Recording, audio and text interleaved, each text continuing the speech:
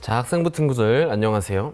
오늘은 요한복음 4장 19절에서 24절 말씀으로 함께 하나님의 말씀을 나누기를 원합니다. 전도사님이 우리 친구들에게 한 가지 질문을 한번 던져볼게요.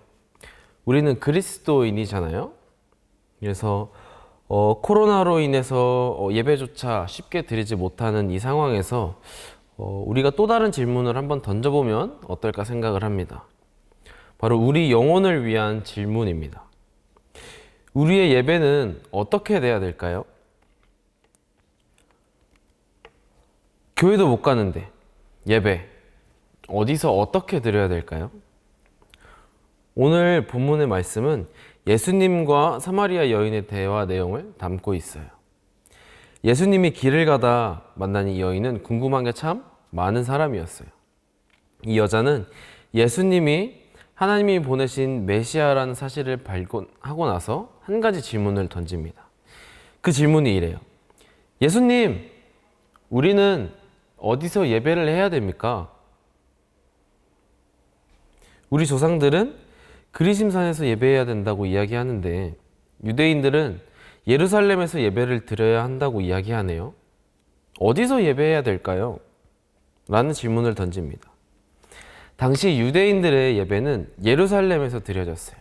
왜냐하면 예루살렘에 하나님께서 계시다고 생각을 했기 때문이에요. 그래서 예루살렘이 아닌 곳에 드리는 예배는 진정한 예배가 아니라고 생각을 했기 때문이에요. 왜? 하나님은 예루살렘에 계시기 때문에 라고 생각을 했기 때문이에요.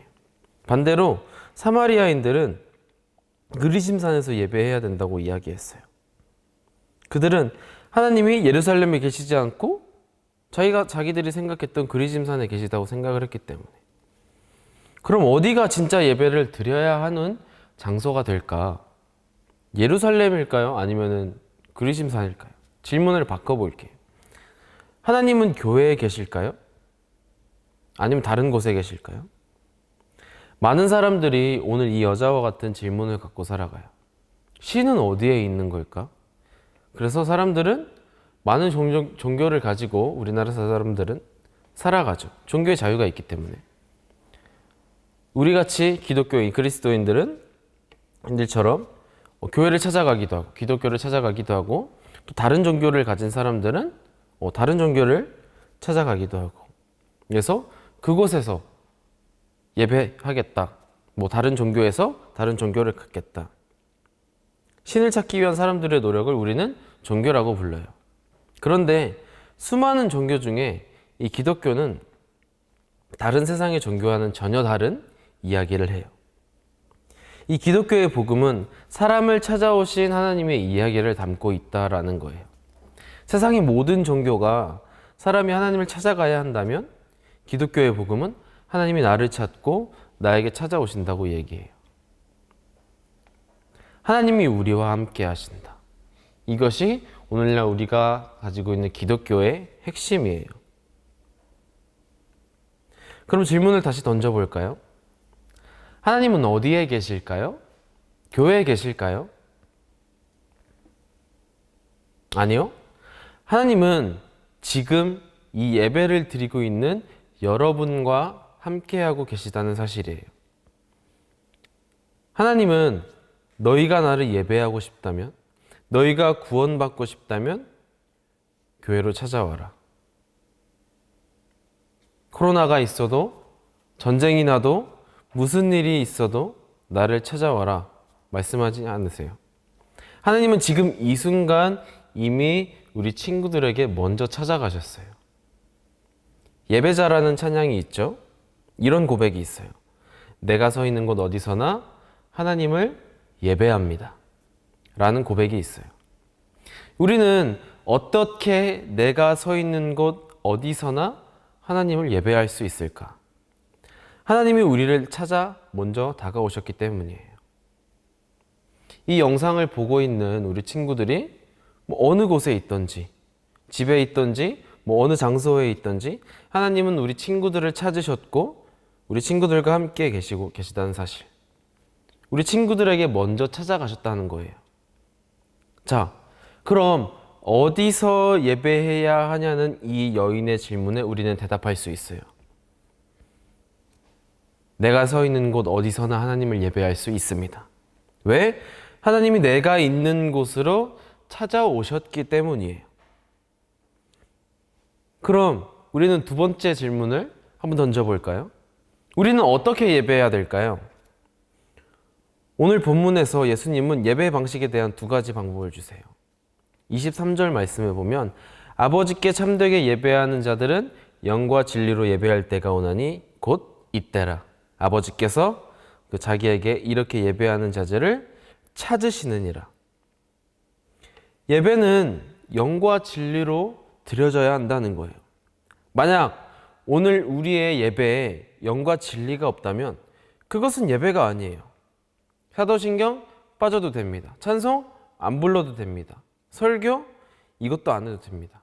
왜? 이 모든 것들은 하나님을 더 잘 예배하기 위한 도구에 불과하기 때문이에요. 예배를 완성시키는 것은 영과 진리로 우리가 예배를 하느냐 마느냐 이 기준이에요. 그렇다고 이러한 모든 도구들이 아예 없어야 된다는 것도 아니에요. 먼저 영으로 예배한다는 말은 무엇일까요? 영으로 예배한다는 것은 우리 삶의 주인이 하나님이심을 인정하는 마음의 자세예요. 우리는 예배를 통해서 하나님이 온 땅의 주인이시고 심지어 내 생명의 주인도 하나님이라는 사실을 우리는 기억해야 돼요. 그리고 고백해야 돼요. 하나님이 아닌 다른 모든 것들을 내려놓고 하나님만을 내 주인으로 모시는 것. 그것이 영으로 드려지는 예배예요. 그럼 진리로 드려지는 예배는 무엇일까요? 진리란 정직하게 성경적으로 예수님께 초점을 맞춰 드려지는 것을 의미해요. 우리는 예배를 통해서 예수님께 초점을 맞춰야 돼요. 예배의 주인공이 바로 예수님이시기 때문이에요. 그래서 우리는 예배할 때 항상 질문을 던져요. 이 예배를 통해서 누가 가장 기뻐해야 되는가? 내가 기뻐해야 하는가? 목사님이 기뻐해야 되는가? 전도사님이 기뻐해야 되는가?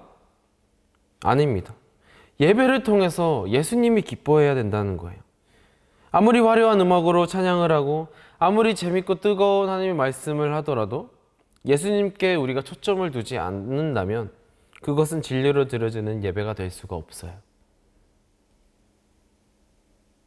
오늘 우리는 예배에 대한 질문을 나눠봤어요. 코로나 인원이 더 늘어난 이 상황에서 다음 주부터는 이 교회에 나와서 예배할 수 없는 이 상황에 처해졌어요. 그러나 우리가 걱정하지 않았으면 좋겠어요. 하나님이 우리를 먼저 찾아오셨다는 사실, 우리와 함께하고 계시다는 사실. 그래서 우리는 내가 서 있는 곳 어디서나 예배할 수 있다라는 거예요.